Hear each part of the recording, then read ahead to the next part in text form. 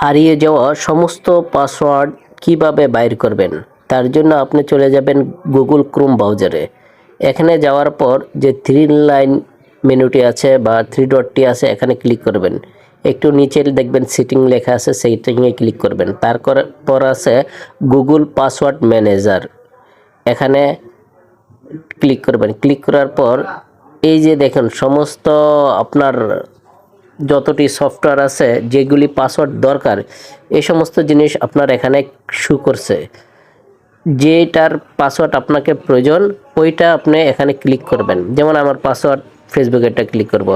এখানে আমার অনেকগুলি ফেসবুক পাসওয়ার্ড আছে, যদি আমি এখান থেকে যা ইচ্ছা তা বার করতে পারবো একটা ক্লিকের মাধ্যমে। আমি যদি এখানে ক্লিক করি, সাথে সাথেই আমার পাসওয়ার্ডটি দেখা যাবে।